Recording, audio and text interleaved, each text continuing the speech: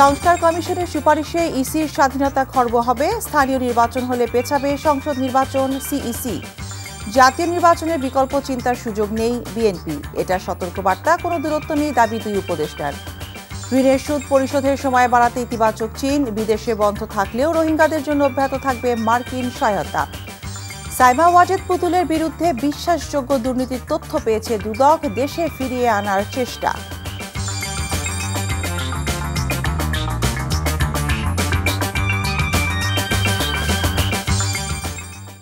আসসালামু আলাইকুম, মিতা মুস্তফা স্বাগত জানাচ্ছি এনটিভির সন্ধ্যার খবরে। ক্রাউন সিমেন্ট শিরোনাম দেখছিলেন, এবার পুরো খবর। নির্বাচন সংস্কার কমিশনের বেশ কিছু সুপারিশ নির্বাচন কমিশনের স্বাধীনতা খর্ব করবে বলে মনে করেন প্রধান নির্বাচন কমিশনার এম নাসির উদ্দিন। নির্বাচন ভবনে সংবিধান সংস্কার নিয়ে রিপোর্টার্স ফর ইলেকশন অ্যান্ড ডেমোক্রেসির আলোচনায় তিনি বলেন, স্থানীয় সরকার নির্বাচন আগে করলে জাতীয় নির্বাচন 1 বছর পিছিয়ে যেতে পারে। নিয়ামুল আজিজ সাদেকের রিপোর্ট। জাতীয় সংসদের স্থায়ী কমিটির কাছে কমিশনের বাজেট, দায়বদ্ধতা ও শাস্তির বিষয়ে নির্বাচন ব্যবস্থা সংস্কার কমিশনের সুপারিশ নিয়ে প্রবল আপত্তি জানান প্রধান নির্বাচন কমিশনার। রিপোর্টার্স ফর ইলেকশন অ্যান্ড ডেমোক্রেসির এই আয়োজনে তিনি এসব কথা বলেন। অনেকগুলো সুপারিশ আছে যেগুলো ইনকর্পোরেট করলে অ্যাকসেপ্টেড হলে ইলেকশন কমিশনের স্বাধীনতা খর্ব হবে, no doubt about it. Election commission itself is স্বাধীন, আমরাই তো স্বাধীন। আমাদের চাইতে স্বাধীনতার মধ্যে আরেকটা স্বাধীন দিলে তো আরেকটা মুশকিল। আমি ভোটার লিস্ট করব, ভোটার তৈরি করব, আর অন্য এক কর্তৃপক্ষ এটা দায়িত্বে থাকবে, তাহলে আমাকে নিয়ন্ত্রণ থাকবে। সরকারি হুকুমে চললে ইলেকশন কমিশনের কী দশা হয় এটা আমার তার ব্যাখ্যা করার দরকার নেই। সুতরাং আমার স্বাধীনতা যদি না থাকে, কম্প্রোমাইজ হয়, it may be anything other than the fair election. এপ্রিল-মের মধ্যে ভোটার তালিকা চূড়ান্ত করে নির্ধারিত সময়ের মধ্যেই নির্বাচনের জন্য সব ধরনের প্রস্তুতি নেওয়া হচ্ছে বলে জানিয়েছেন সিইসি। বলেন, জাতীয় নির্বাচনের তফসিল ঘোষণার আগে নিবন্ধিত সব রাজনৈতিক দল নিয়েই নির্বাচন হবে। একটা জাতীয় ঐক্যমত্য কমিশন হবে, হয়তো বা ওখানেও আলোচনায় এসে যেতে পারে, হয়তো বা এসে যেতে পারে। স্থানীয় সরকার নির্বাচন আগে করার মতো প্রয়োজনীয় জনবল, আইনশৃঙ্খলা বাহিনী ও সময় নেই বলেও মনে করেন এম নাসির উদ্দিন। পৌরসভার চেহারা কীরকম হবে, ইউনিয়ন পরিষদের চেহারা কীরকম হবে, সিটি কর্পোরেশনের মেয়র থাকবে কি থাকবে না, সংস্কার কমিশনের রিপোর্টই এখনো তারা পায়নি। স্থানীয় সরকার নির্বাচন করতে আমরা দেখছি গড়ে প্রায় এক বছর সময় লাগে। এটা ইন ফেজেস করতে হয়, অনেক মারামারি হয়, হানাহানি হয়, ভাইয়ে ভাইয়ে কন্টেস্ট হয়, অনেক প্রতিযোগিতা হয়। সুতরাং অনেক লোক মারা যায়, দেখছি তো আমরা, সহিংস ঘটনা ঘটে। সীমানা পুনর্নির্ধারণ ও এনআইডি বিষয়ে আলাদা কোনো সংস্থা গঠনের দরকার নেই বলেও মত দিয়েছেন সিইসি। ওদিকে রংপুরে ভোটার তালিকা হালনাগাদ ও ত্রয়োদশ জাতীয় সংসদ নির্বাচন সংক্রান্ত এক মতবিনিময় সভায় নির্বাচন কমিশনার আবুল ফজল মোহাম্মদ সানাউল্লাহ বলেন, অতীতে প্রশ্নবিদ্ধ নির্বাচন করায় নষ্ট হওয়া ভাবমূর্তি উদ্ধার করতে হবে সুষ্ঠু নির্বাচনের মাধ্যমে। সবাই আমরা উপলব্ধি করি যে আমাদের সবার ভাবমূর্তি পুনরুদ্ধার করতে হবে। Niamul Aziz Sadek, NTV news, Dhaka. জাতীয় নির্বাচন ছাড়া অন্য কিছু চিন্তার কোনো সুযোগ নেই জানিয়ে বিএনপি নেতারা বলছেন, নিরপেক্ষতা নিয়ে অন্তর্বর্তী সরকার প্রশ্নবিদ্ধ হলে তা হবে শহীদদের সাথে বেমানির শামিল। তারা বলেন, নির্বাচন দেয়াই অন্তর্বর্তী সরকারের প্রধান দায়িত্ব, অথচ তা বললেই উপদেষ্টাদের মুখ কালো হয়ে যায়। রাজধানীতে পৃথক অনুষ্ঠানে তারা এসব কথা বলেন। হাসান মাহমুদের রিপোর্ট। জাতীয় প্রেস ক্লাবে ন্যাশনাল পিপলস পার্টি এনপিপি আয়োজিত আলোচনায় বিএনপির স্থায়ী কমিটির সদস্য আমির খসরু মাহমুদ চৌধুরী বলেন, দেশের মানুষের মালিকানা ফিরিয়ে দেয়া ছাড়া অন্য কোনো পথ খুঁজতে গেলে সবার মনেই এই সরকারকে নিয়ে সন্দেহ জাগবে। সংস্কারের নামে কালক্ষেপণের সুযোগ নেই বলেও মন্তব্য তার। অন্তর্বর্তীকালীন সরকার বলেন, কেয়ারটেকার বলেন, এই সরকারগুলোর ক্যারেক্টার হচ্ছে, চরিত্র হচ্ছে নিরপেক্ষতা। সবচেয়ে বড় চরিত্র হচ্ছে তারা নিরপেক্ষভাবে যে আগামী যে নির্বাচন হবে সেদিকে এগিয়ে যেতে হবে। নিরপেক্ষতা নিয়ে যদি প্রশ্ন জাগে তাহলে সেটা হবে এই আন্দোলনের, এই ত্যাগের, এই 15 বছর ত্যাগের যে রক্ত দিয়েছে, প্রাণ দিয়েছে, তাদের প্রতি বেইমানি করা হবে। এদিকে ঢাকা রিপোর্টার্স ইউনিটি মিলনায়তনে জাতীয়তাবাদী মুক্তিযোদ্ধা দল আয়োজিত আলোচনায় হাফিজ উদ্দিন আহমেদ বলেন, নির্বাচনের জন্য যতটুকু সংস্কার দরকার তার জন্য 3 মাসই যথেষ্ট।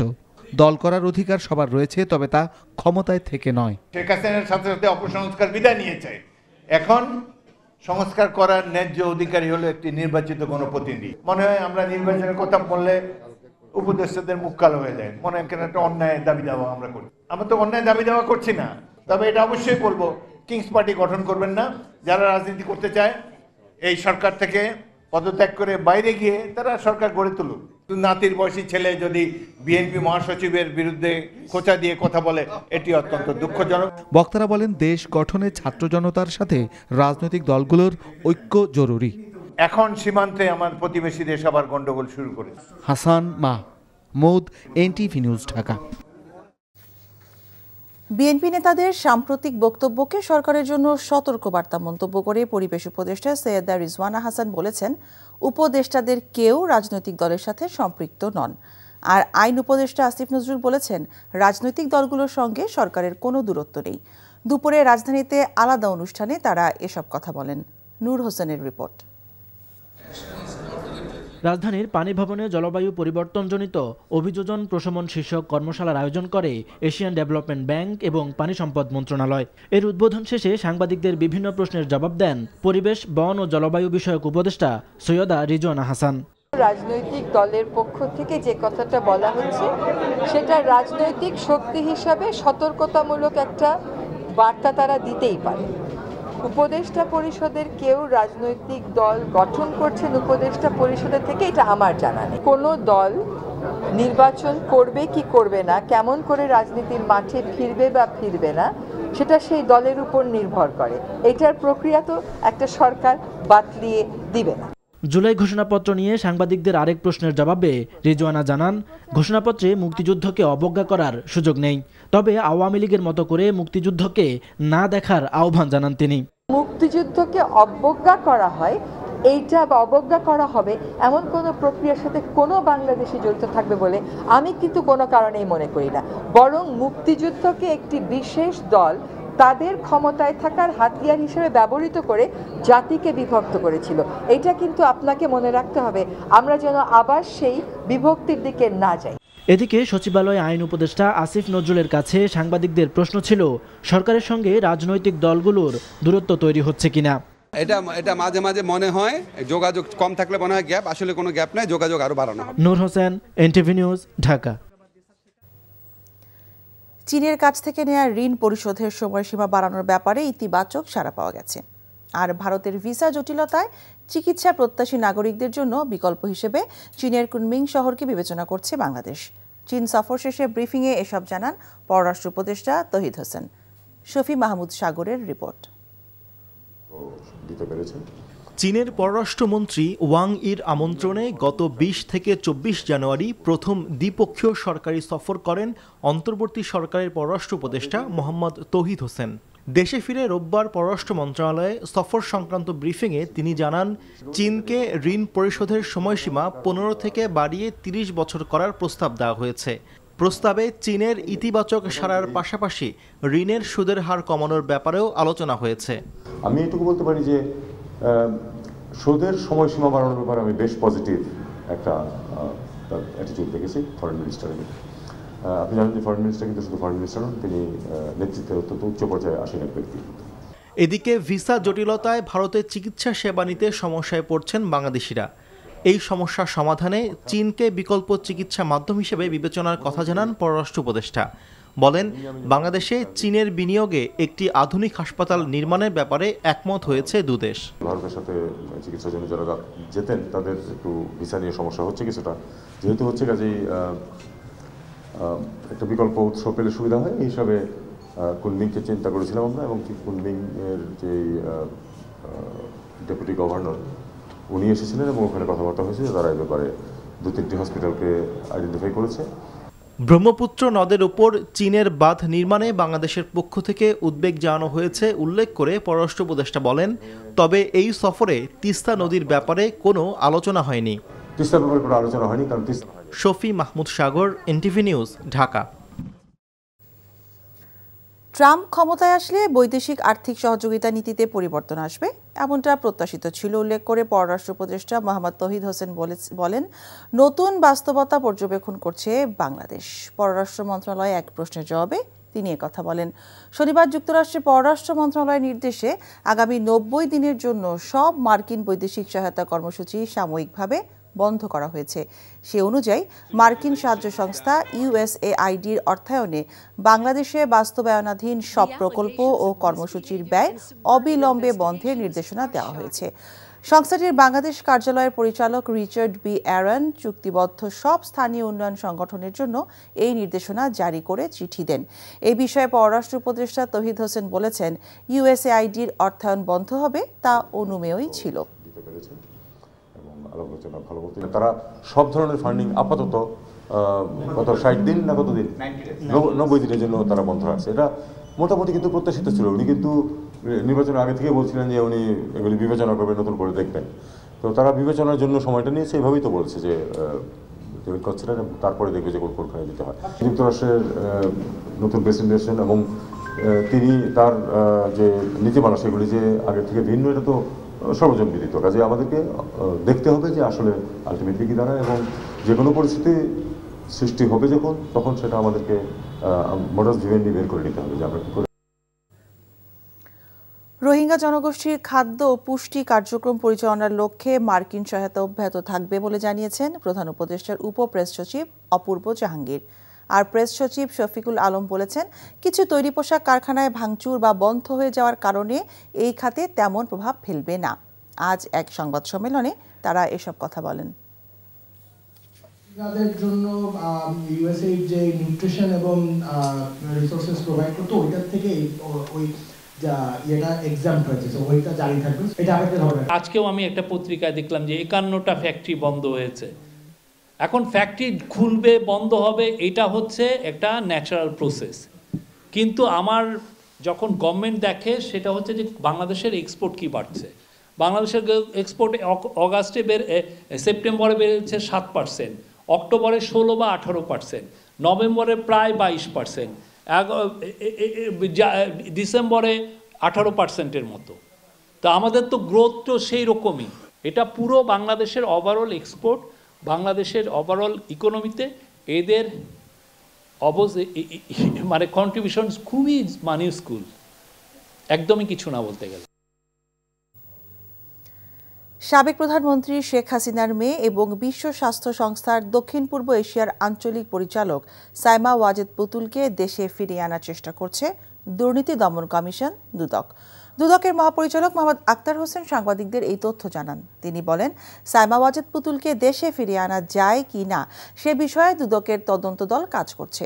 রাষ্ট্রীয় সম্পদের অপব্যবহার এবং নিয়ম বহির্ভূত কার্যকলাপের আশ্রয় নিয়ে পুতুলকে WHOর আঞ্চলিক পরিচালক নিয়োগ দেওয়ার অভিযোগে বেশ কিছু পদক্ষেপ নেওয়া হয়েছে বলেও জানান দুদক মহাপরিচালক।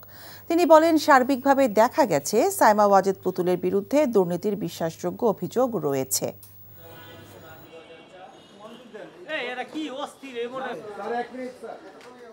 আমাদের অনুসন্ধান দল দেখছেন, সূচনা ফাউন্ডেশন, দ্বৈত নাগরিকত্ব, সবগুলো বিষয়ে আমাদের অনুসন্ধান দল কাজ করছেন এগুলি নিয়ে, এবং এগুলিও প্রাপ্তি সাপেক্ষে এগুলি পর্যালোচনা করবেন।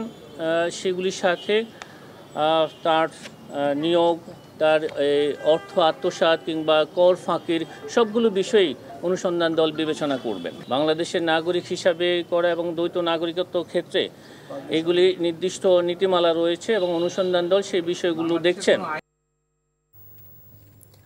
সকল স্বতন্ত্র ইবতেদায়ী মাদ্রাসার জাতীয়করণের দাবিতে আজ শিক্ষকদের বিক্ষোভ কর্মসূচিতে লাঠিচার্জ ও জলকামান ছুড়ে ছত্রভঙ্গ করে দিয়েছে পুলিশ। এই সময় বেশ কয়েকজন শিক্ষক আহত হয়েছেন। দাবি আদায় না হওয়া পর্যন্ত শাহবাগে অবস্থান কর্মসূচি পালনের ঘোষণা দিয়েছেন আন্দোলনরত শিক্ষকরা। এদিকে প্রাথমিক বিদ্যালয়ের সহকারী শিক্ষক নিয়োগ 2018 প্রক্রিয়া দ্রুততর করতে প্রাথমিক শিক্ষা অধিদপ্তরের সামনে অবস্থান কর্মসূচি পালন করছেন চাকরি প্রত্যাশীরা। আবির আহমেদের রিপোর্টে দেখুন বিস্তারিত। ইবতেদায়ী মাদ্রাসার কয়েকশো শিক্ষক জাতীয় প্রেস ক্লাব হয়ে মিছিল নিয়ে টিএসসি হয়ে জাতীয় জাদুঘরের সামনে পৌঁছালে পুলিশ বাধা দেয়। ব্যারিকেড ভেঙে এগোনোর চেষ্টা করলে পুলিশ তাদের ছত্রভঙ্গ করতে সচেষ্ট হয়। এ সময় বেশ কয়েকজন শিক্ষক আহত হন। শিক্ষকরা অভিযোগ করেন পুলিশ মিছিলের অনুমতি দিয়েও তাদের উপর হামলা চালিয়েছে।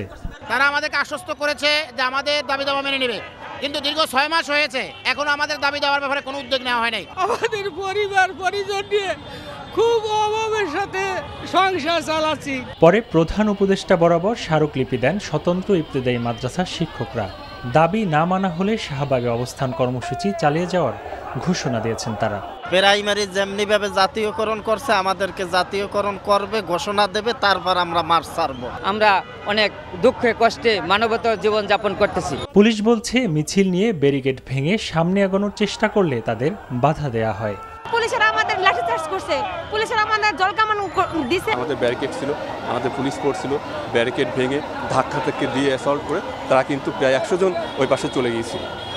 তারপরে আমরা বাধ্য হয়ে তাদেরকে জনগণের যেন শান্তি শৃঙ্খলা বিঘ্নিত না হয় সেই কারণে আমরা পানি ছিটিয়েছি তাদের উপর। ইবতেদায়ী মাদ্রাসার শিক্ষকের উপর হামলার প্রতিবাদে সন্ধ্যায় মশাল মিছিল করেছে ঢাকা বিশ্ববিদ্যালয়ের শিক্ষার্থীরা।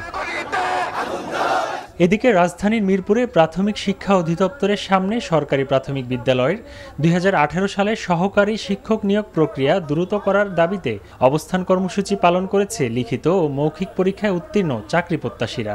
নিয়োগ বঞ্চিত কেন করলো সেই যৌক্তিক দাবি নিয়ে এখানে উপস্থিত হয়েছি।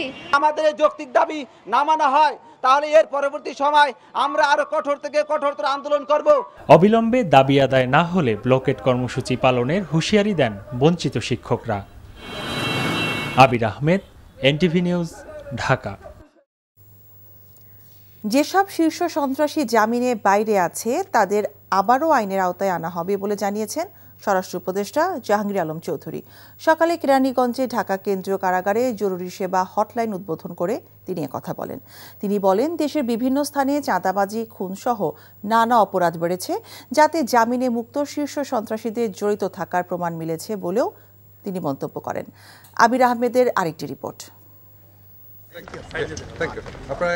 জরুরি সেবা হটলাইন উদ্বোধন করতে রোববার সকালে কেরানীগঞ্জে অবস্থিত ঢাকা কেন্দ্রীয় কারাগারে যান স্বরাষ্ট্র উপদেষ্টা জাহাঙ্গীর আলম চৌধুরী।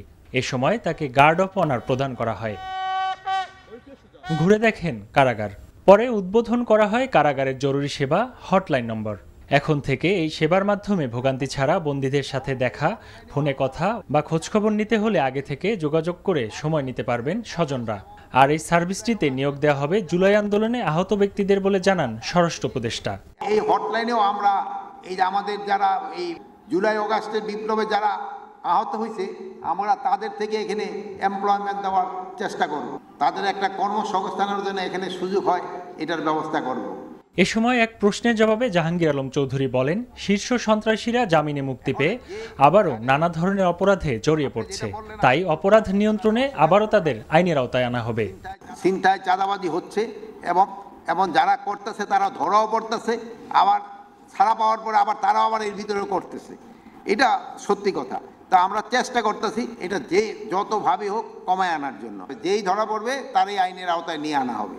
অপর এক প্রশ্নের জবাবে স্বরাষ্ট্র উপদেষ্টা বলেন, 5 আগস্ট জেল ভেঙে পালানো আসামিদের মধ্যে এখনো প্রায় 700 জন পলাতক আছে, যাদের ধরতে অভিযান অব্যাহত রয়েছে।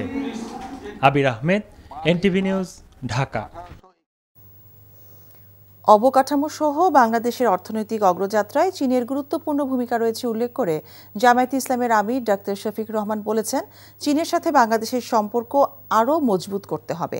সকালে গাজীপুরের কালিয়াকৈর উপজেলার শফিপুর বাজার সংলগ্ন এলাকায় চীনা দূতাবাসের সহায়তায় শীতার্ত মানুষের মাঝে কম্বল বিতরণকালে তিনি একথা বলেন। এর আগে চীনা রাষ্ট্রদূত এইচ.ই. ইয়াও ওয়েন অনুষ্ঠানস্থলে উপস্থিত হলে স্থানীয় স্কুলের শিক্ষার্থীরা ফুল দিয়ে তাকে অভ্যর্থনা জানায়। শীতবস্ত্র বিতরণের পাশাপাশি জামায়াতে ইসলামের পক্ষ থেকে প্রতিটি পরিবারকে চাল, ডাল, তেল, চিনি সহ নিত্য প্রয়োজনীয় পণ্যের একটি করে ফুড প্যাকেট বিতরণ করা হয়। অবৈধ অভিবাসীদের গ্রেফতারের বিষয়ে যুক্তরাষ্ট্রের প্রেসিডেন্ট ট্রাম্পের নির্বাহী আদেশের পর বাংলাদেশি কমিউনিটিতে ভয়, আতঙ্ক ছড়িয়ে পড়েছে।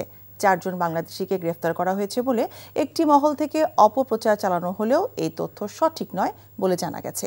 নিউ ইয়র্কের বাংলাদেশ কনস্যুলেট এই বিষয়ে সার্বক্ষণিকভাবে নজরদারি করছে। জুলাই আগস্ট হত্যা মামলায় র্যাবের সাবেক মহাপরিচালক ব্যারিস্টার হারুনা রশিদের বিরুদ্ধে গ্রেফতারি পরোয়ানা জারি করেছে আন্তর্জাতিক অপরাধ ট্রাইব্যুনাল। আজ প্রসিকিউশনের আবেদনের প্রেক্ষিতে বিচারপতি গোলাম মর্তুজা মজুমদারের নেতৃত্বাধীন ট্রাইব্যুনাল এই আদেশ দেন। গ্রেফতারি পরোয়ানা জারির আবেদনে প্রসিকিউশন উল্লেখ করেছে যে জুলাই আগস্ট আন্দোলনে হেলিকপ্টার করে ছাত্র জনতার উপর গুলিবর্ষণ এবং গুলি করে মানুষ হত্যাসহ মূল নির্দেশদাতার অভিযোগ রয়েছে হারুন আর রশিদের বিরুদ্ধে। তাই মামলার তদন্তের স্বার্থে তাকে গ্রেফতার করা জরুরি। শুনানি শেষে হারুনকে গ্রেফতার করে ট্রাইব্যুনালে হাজির করার নির্দেশ দেওয়া হয়। আবেদনের পরবর্তী শুনানি আগামী 23 মার্চ। এদিকে আশুলিয়ায় ভ্যানে 6 জনকে পুড়িয়ে মারার ঘটনায় জড়িত থাকার অভিযোগে গ্রেফতারকৃত এসআই আব্দুল মালিক এবং কনস্টেবল মুকুলকে 1 দিন করে জিজ্ঞাসাবাদের অনুমতি দিয়েছে আন্তর্জাতিক অপরাধ ট্রাইব্যুনাল। বাংলা একাডেমির পুরস্কার দেবার প্রক্রিয়ার মধ্যেই সমস্যা আছে বলে মন্তব্য করেছেন সংস্কৃতি উপদেষ্টা মোস্তফা সরওয়ার ফারুকী। আর গণহত্যা এবং গণবিরোধী কর্মকাণ্ডে সরাসরি যুক্ত আছেন কিনা পর্যালোচনা করে 3 দিনের মধ্যে নতুন তালিকা দেওয়া হবে বলে জানিয়েছেন বাংলা একাডেমির মহাপরিচালক মোহাম্মদ আজম। বিকেলে সচিবালয়ের সংবাদ সম্মেলনে এসব বলেন তারা। বাংলা একাডেমির পুরস্কার প্রদানের যে প্রক্রিয়াটা, এটাই অদ্ভুত একটা প্রক্রিয়া। এটার মধ্যে ওপেননেস নাই, এটাই এক ধরনের কোটারি জিনিসের মধ্যে ফেলে। কেন তাহলে এই সিস্টেমের মারপ্যাচগুলো থাকবে? তাহলে এটা পুরো একটা সংস্কারের দিকে যায় আমরা, স্টার্টিং ফ্রম এর পরিচালনা পদ্ধতি, নীতিমালা, যা যা করার প্রয়োজন, এটা যেন একটা জড়বস্তু হয়ে না থাকে। প্রধানত গত গণহত্যা এবং জনবিরোধী রাজনীতির সঙ্গে যদি কারো সরাসরি সংশ্লিষ্টতার কোনো প্রমাণ পায়, যে অভিযোগ আমাদের সামনে এসেছে, আমরা সেটা একটু খতিয়ে দেখছি, অনুসন্ধান করছি। যদি এই ধরনের সরাসরি সাক্ষ্য প্রমাণ পাওয়া যায় তাহলে নিশ্চয়ই আমরা সেটা বাতিল করব।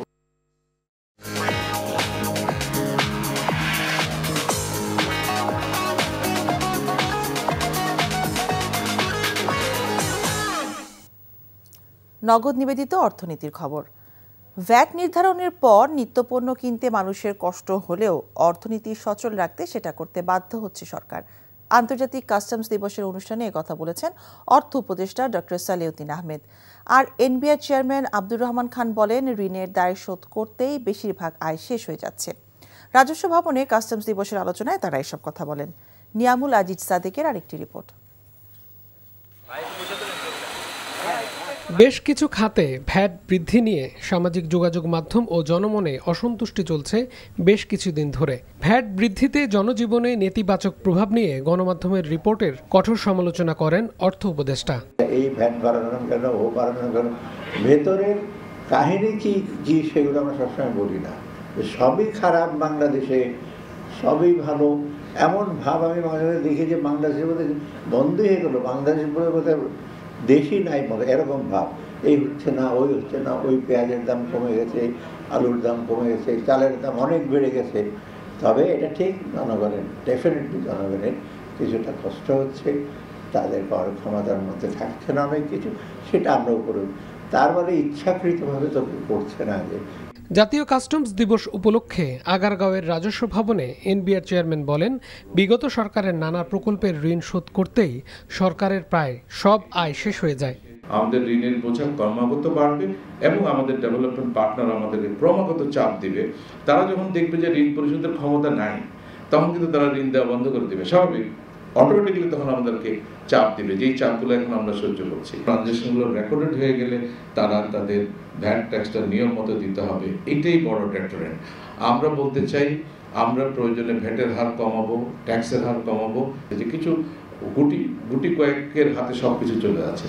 আগামী 1 সপ্তাহের মধ্যে ন্যাশনাল সিঙ্গেল উইন্ডো উদ্বোধন করা হবে জানিয়ে তিনি বলেন, ভ্যাট ট্যাক্স থেকে দূরে থাকার ব্যবসায়ীদের মানসিকতা পরিহার করতে হবে। Niamul Aziz Sadek, NTV news, Dhaka.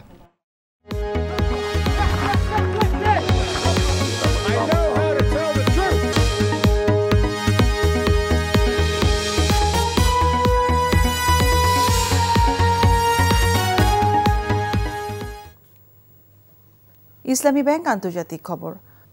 আলোচিত মার্কিন কূটনীতিক ডোনাল্ড লুর পররাষ্ট্র দফতর অধ্যায়ের অবসান ঘটেছে।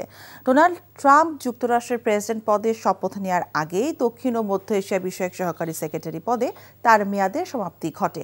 মার্কিন পররাষ্ট্র দপ্তরের ওয়েবসাইটে বিষয়টি নিশ্চিত করা হয়েছে। এতে এক বার্তায় বলা হয়, 2021 সালের 15 সেপ্টেম্বর থেকে সহকারী সেক্রেটারির দায়িত্ব পালন করে আসা লুর মেয়াদ 17 জানুয়ারি 2025 শেষ হয়েছে। পাকিস্তানের রাজনীতিতেও তার প্রভাব ছিল বলে মনে করা হয়। তাকে ইমরান খানের সরকারের পতনের কারিগর বলে মনে করে তার দল পিটিআই, যদিও তা বরাবরই নাকচ করেছে মার্কিন পররাষ্ট্র দপ্তর।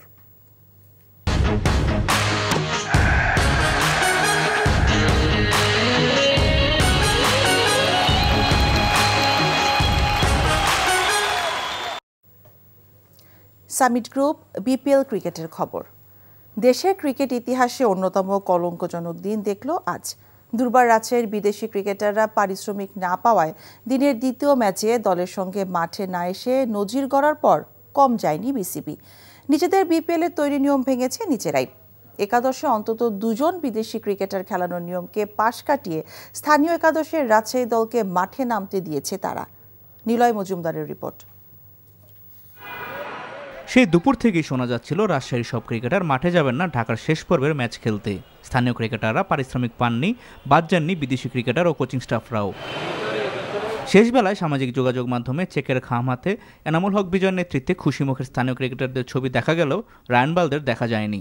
বিসিবি সভাপতির অনুরোধ, স্থানীয় ক্রিকেটাররা রাখতে বাধ্য হলেও 6 বিদেশি ক্রিকেটারের সেটি রাখার বাধ্যবাধকতা ছিল না। তাদের ছাড়াই তাই হোটেল থেকে মিরপুর শেরেবাংলা স্টেডিয়ামে যায় দলটি। দলের ব্যবস্থাপনা পরিচালক ভ্যালেন্টাইন গ্রুপের শফিক রহমান কথা দিয়ে না রাখার একের পর এক উদাহরণ। সেখান থেকে ব্যতিক্রম হয়নি রোববারও। বারবার প্রতিশ্রুতি ভঙ্গ করার কারণে কেউই তার কথায় আস্থা রাখতে পারছেন না। বিপিএলের ইতিহাসে তাই প্রথমবার কোনো বিদেশি ক্রিকেটার ছাড়া মাঠে নেমেছে কোনো দল। নিজেদের নিয়ম নিজেরাই ভেঙেছে গভর্নিং কাউন্সিল ও বিসিবি। এমন কলঙ্কজনক এক ঘটনার পর তাই সতর্কবার্তা শোনানো ছাড়া আর কিছুই ছিল না বোর্ডের।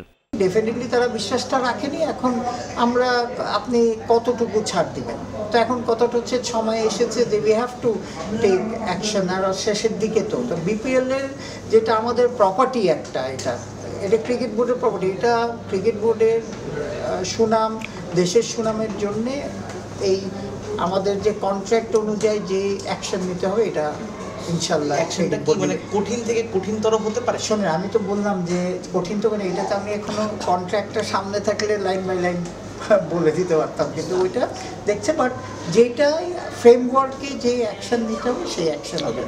রাজশাহীর এই ঘটনা ফ্র্যাঞ্চাইজ ক্রিকেটের ইতিহাসই বিরল। এত বড় ন্যাক্কারজনক ঘটনার পর ভ্যালেন্টাইন গ্রুপের বিরুদ্ধে আদতে কোনো আইনানুগ ব্যবস্থা নেয় কিনা ফারুক আহমেদের এই বোর্ড, সেটি এখন দেখার বিষয়।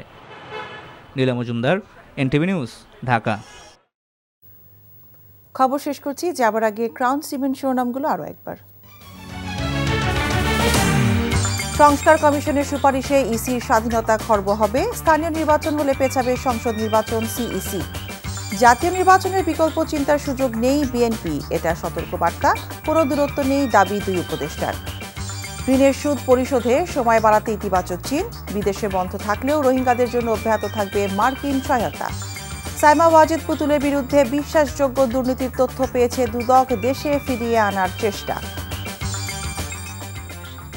এই ছিল সন্ধ্যার খবরে। এই খবরের ভিডিও সহ আপডেট জানতে ভিজিট করুন এনটিভি অনলাইন www.ntvbd.com। এছাড়াও এনটিভির জনপ্রিয় সব অনুষ্ঠান ও খবরের আপডেট জানতে ভিজিট করুন আমাদের ইউটিউব ও ভেরিফাইড ফেসবুক পেজ। রাত 10:30টায় রাতের খবর দেখার আমন্ত্রণ রইল। সবাইকে ধন্যবাদ।